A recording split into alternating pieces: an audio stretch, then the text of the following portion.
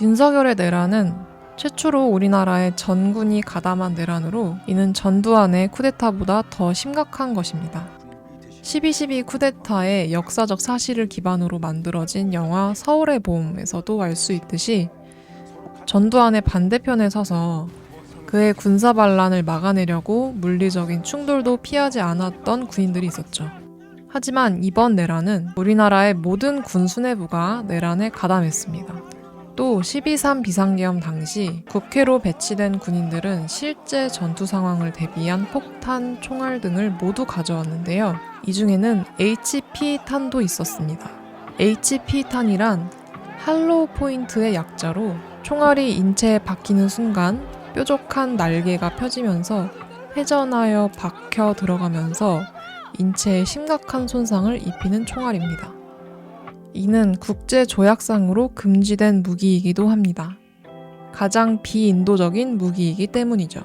이렇게 역사상 최악의 내란을 준비하고 실행하려 했던 윤석열을 직위원이라는 판사 하나가 구속 취소시켜버렸습니다.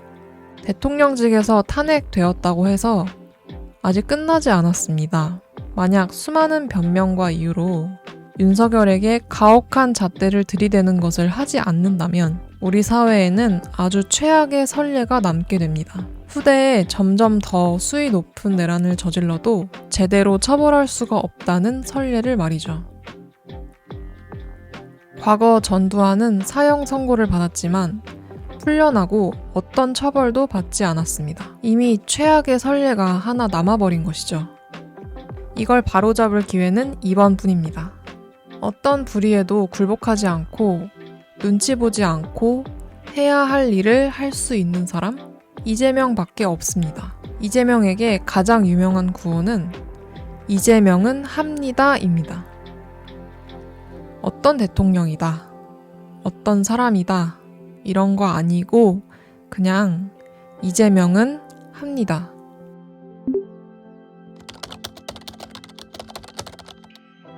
이재명은 신천지 본부에 직접 쳐들어가서 이만희의 코를 쑤시고 코로나 검사를 받게 한 적이 있습니다. 그리고 신천지 전국 시설 명단을 공개해버렸죠. 그래서 이만희가 기자들 앞에 나와서 박근혜 시계 차고 큰 절을 올리는 그런 해프닝도 있었는데요.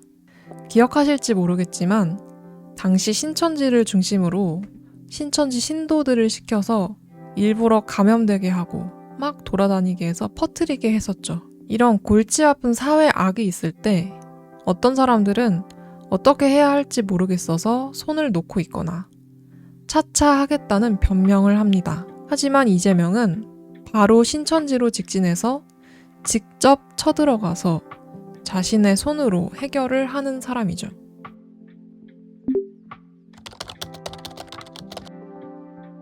이재명은 계곡에서 이루어지는 편법 장사를 대화를 통해서 깔끔히 해결했습니다. 계곡길을 자신들 마음대로 가건물로 막아버리고 백숙 하나에 10만 원씩 받으면서 장사를 하는 사람들을 대상으로 어떤 정치인이 대화를 하려고 시도할 수 있겠어요. 재벌이나 기득권도 아니고 얌전히 말 잘 듣는 소시민도 아닌 아주 골치 아픈 상대죠.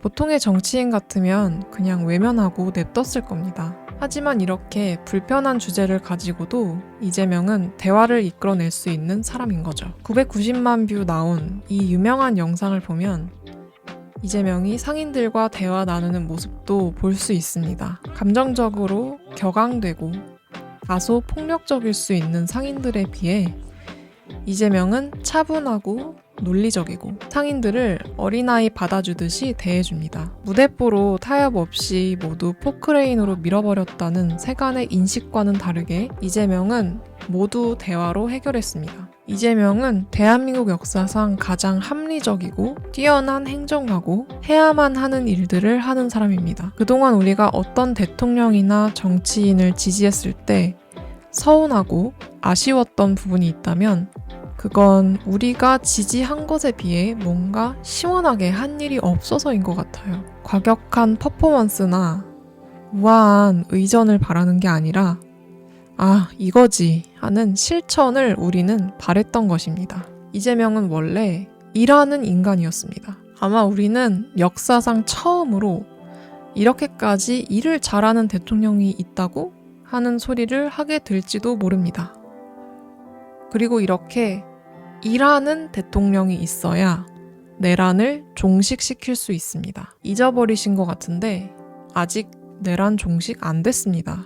윤석열은 내란죄 재판에서 사형 또는 무기징역을 아직 안 받았습니다. 오히려 구치소에서 풀려나서 밖을 자유로이 활보하고 있죠. 얼마 전에 무슨 영화도 봤던 것 같은데 아무튼요. 김건희도 디올백, 양평고속도로, 장모 비리, 주가 조작 그 어떤 수사나 재판도 받지 않고 있습니다. 이대로 가다간 마치 전두환이 무사히 자연사한 것처럼 아무 일도 일어나지 않을지도 모릅니다. 그러니까 우리의 일상을 파괴하는 이 내란을 끝내고 싶다면 이재명을 뽑으면 됩니다. 윤석열의 내란에 대해서 단죄하지 않는 것은 지금 이 순간에도 우리를 마음대로 잡아가거나 죽여도 된다는 일종의 암묵적인 살인 면허증을 주는 셈이니까요. 오는 6월 3일 투표장에서 꼭